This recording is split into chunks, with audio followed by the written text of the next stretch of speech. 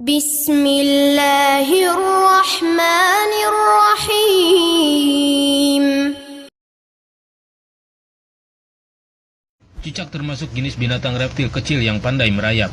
Reptil ini memiliki bulu-bulu halus yang terdapat di kakinya sehingga bisa merayap di permukaan vertikal. Bulu-bulu halus tersebut berfungsi sebagai lem yang mampu berjalan menahan tekanan gravitasi yang membuat cicak tidak terjatuh. Cicak banyak ditemukan merayap di dinding dan langit-langit rumah.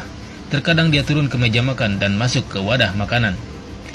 Terlihat menjijikan bagi banyak orang. Ternyata cicak memiliki bahaya yang tidak boleh diremehkan. Tahi atau kotoran cicak terkandung bakteri salmonella yang bila masuk ke tubuh manusia bisa menyebabkan demam, diare, dan kejang pada bagian perut. Bisa kita bayangkan saat cicak buang kotoran dari langit-langit rumah lalu jatuh ke lantai, baju, atau badan kita, atau jatuh ke makanan, tentu sangat bahaya.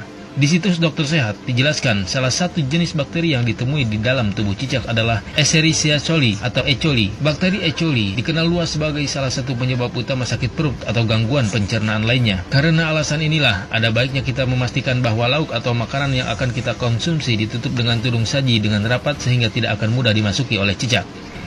Hendaknya, sendok nasi juga sebaiknya tidak diletakkan dengan sembarangan agar tidak mudah disentuh oleh cicak sehingga tidak akan mudah terkontaminasi bakteri E. coli yang berbahaya.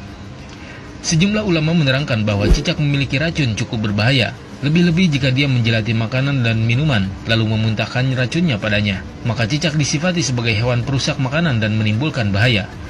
Karenanya, cicak disifati sebagai binatang pengganggu dan berbahaya seperti tikus, ular, dan kalajengking.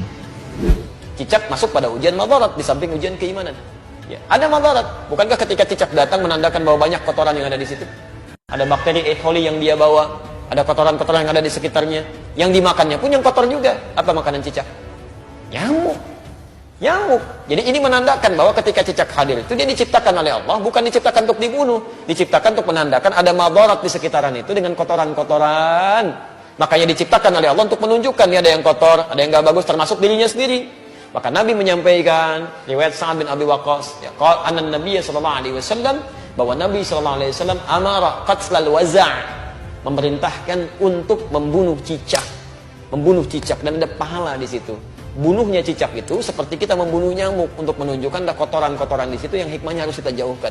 Memang diciptakan dia untuk menunjukkan itu dan harus dibunuh dia. Harus dibunuh. Ketika Anda bunuh itu bukan cuma ada pahala di situ, tapi menghilangkan keburukan-keburukan yang mungkin muncul. Termasuk di situ mengusir keadaan-keadaan jin, karena jin senang di tempat yang kotor. Makanya saya bisa katakan kalau ada cicak tuh beberapa tempat, itu jin biasanya ada juga di situ. Karena senang di tempat-tempat yang kotor. Senang di tempat-tempat yang kotor. Jelas di sini? Dalam kitab Al-Mawsu'ah Al-Fiqhiyah, membunuh cicak dan sejenisnya termasuk disyariatkan dan disunahkan. Termasuk yang disyariatkan untuk dibunuh adalah ular. Begitu juga disunahkan membunuh cicak meskipun tidak menyakiti. Hal ini berdasarkan hadis yang diriwayatkan Sa'ad bin Abi Waqqas radhiyallahu anhu, bahwasanya Nabi Shallallahu alaihi wasallam memerintahkan untuk membunuh cicak. Beliau menyebut hewan ini dengan hewan kecil pengganggu. Alasan lainnya, dari sisi histori, karena nenek moyang cicak bersedia menjadi alat setan untuk menimpakan keburukan kepada Khalilullah Ibrahim alaihissalam, berusaha meniup api yang membakar Nabi Ibrahim agar terus menyala. Dari Ummu Syarih radhiyallahu anha, ia berkata, Rasulullah Shallallahu alaihi wasallam memerintahkan untuk membunuh cicak. Beliau bersabda, dahulu cicak ikut membantu meniup api untuk membakar Ibrahim alaihissalam.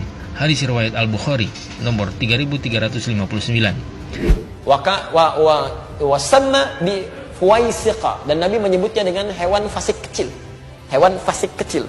Selain membawa kotoran, dia pernah juga meniup-niup api yang sedang membakar Nabi Ibrahim supaya semakin menyala. Ya, diharapkan menjadi dingin dan teduh. Ini malah ditiup-tiup oleh hewan ini. Makanya ketika Anda membunuhnya, bukan cuma menghilangkan kotoran, tapi plus ada pahala di situ.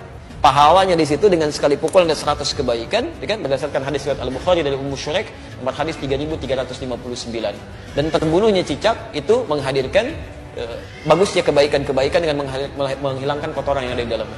Jelas di sini? Cicak salah berpihak sehingga menyebabkan dirinya mendapat predikat buruk. Ia membantu syaitan, Masya Allah, untuk mencelakakan wali Allah. Tentunya di samping itu, cicak binatang pengganggu dan menyimpan bahaya bagi manusia. UAS sudah mengambil sikap dan keberpihakan dengan terbuka. Karena itu jangan sampai kita seperti cicak yang karena kesalahannya dalam berpihak ia dihukum oleh Allah Azza wa Jalla. Tulis Ustaz Fuaz Al-Hazimi di akun Facebooknya. Wallahu a'lam.